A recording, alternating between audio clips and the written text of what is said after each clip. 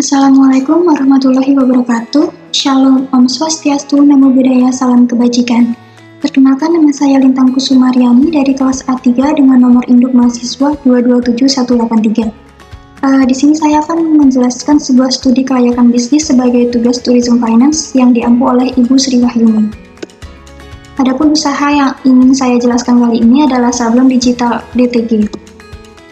Sablon digital printing, sablon DTG atau direct to garment, merupakan jenis sablon yang dapat langsung mencetak desain di atas media kain. Cara kerjanya yaitu kaos diletakkan di atas wadah yang bergerak pada printer. Printer yang digunakan memerlukan tinta berupa tinta tekstil. Sablon digital DTG adalah proses pemindahan warna yang hanya sekali dengan metode tinta langsung ke kain melalui proses pre-treatment. Diakhiri dengan proses heat press. Adapun kelebihan serta kekurangan sablon DTG yaitu kelebihan yang pertama dapat mencetak desain full color dikarenakan mesin cetak DTG sendiri tidak memiliki batasan warna sehingga bisa mencetak banyak warna sekaligus.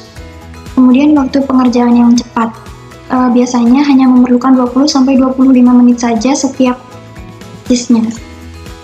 Kemudian hasil cetak lebih halus. Tidak memerlukan transfer paper karena proses cetak langsung pada kain sehingga tidak memerlukan transfer paper.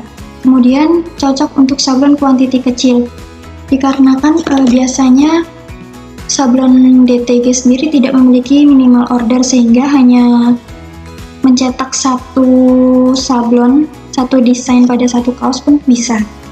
Kemudian kekurangannya yaitu harga sablon lebih mahal karena produksi massal dalam jumlah besar menggunakan sablon DTG sendiri memakan lebih banyak biaya dibanding sablon manual. Kemudian bahan kain yang digunakan terbatas karena tidak semua jenis bahan kain bisa digunakan untuk mencetak sablon DTG.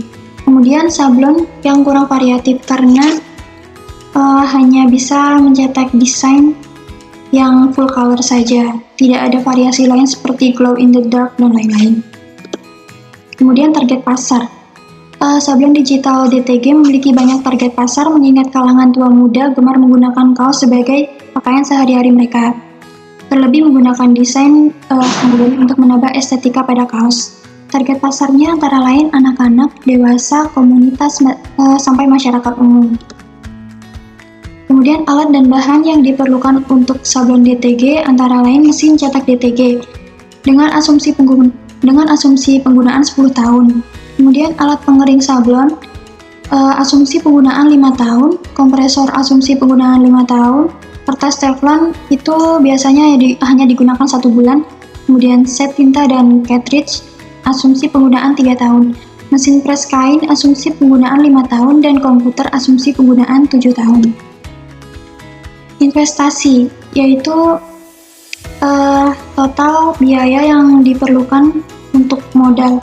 Yang pertama mesin cetak DTG yaitu 23 juta, alat pengering atau blower heat gun 170.000, kompresor 1.230.000, kemudian kertas teflon 25.000, mesin pres kaos 1.699.000, set tinta dan cartridge 1.350.000, komputer 3.540.000. Jadi totalnya 31.014.000. Kemudian biaya tetap di sini terjadi penyusutan.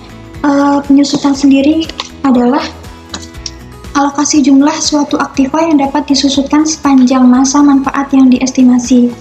Jadi yang pertama ada penyusutan mesin cetak DTG yaitu 1/120 dikali 23 juta, totalnya 191.667. Kemudian alat pengering 1/40 kali 170.000, totalnya 4.250. Kemudian kompresor 1/40 kali 1.230, hasilnya 30.750. Kertas teflon karena hanya digunakan 1 bulan maka totalnya 25.000. Kemudian mesin pres kaos 1/40 kali 1.699.000, totalnya 42.475. Kemudian set tinta dan cartridge 1/36 kali 1.350.000 totalnya 37.500. Kemudian komputer 1/84 kali 3.540.000 totalnya 42.142. Dan gaji karyawan 2 orang, per orangnya 1.500.000, jadi totalnya 3 juta. Kemudian total biaya tetap yaitu 3.373.784. Kemudian ada biaya variabel. Yang pertama kaos, itu per pieces harga 21.000 kali 300 pieces, yaitu 6.300.000. Kemudian tinta 375.000 kali 2 pieces, totalnya 750.000. Sewa tempat 30.000 kali 30 hari, totalnya 900.000. Kemudian air dan listrik 20.000 kali 30 hari, totalnya 600.000. Jadi total biaya variabel adalah 8.550.000.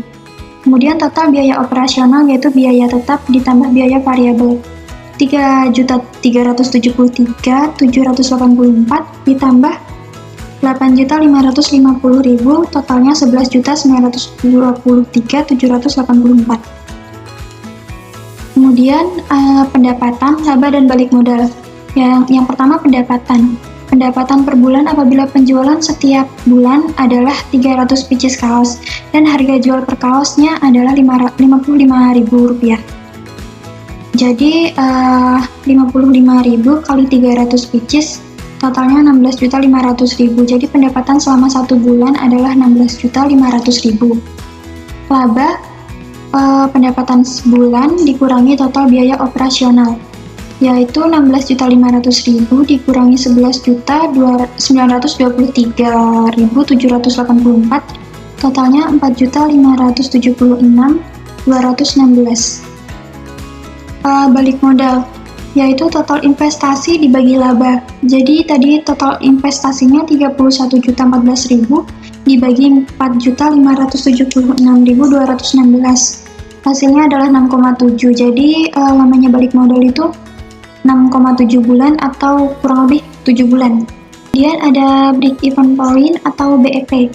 Yang pertama ada BEP rupiah, yaitu FC atau fixed cost per 1 dikurangi VC atau variable cost per S, yaitu total penjualan selama 1 bulan, sama dengan 3.373.784 per 1 dikurangi 8.550 per 16.500.000, sama dengan 3.373.784 per 1 dikurangi 0,51, 3.373.784 per 0,49. Hasilnya adalah 6.885.273,47.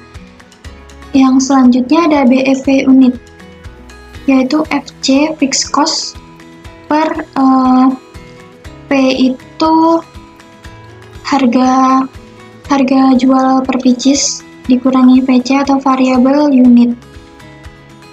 VC unit yaitu VC variable cost per S per unit, S unit, yaitu jumlah penjualan dalam 1 bulan, sama dengan 8.550.000 per 300, totalnya 28.500.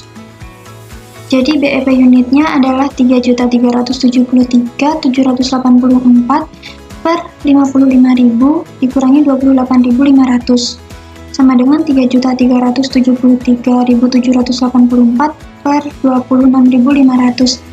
Hasilnya adalah 127 unit.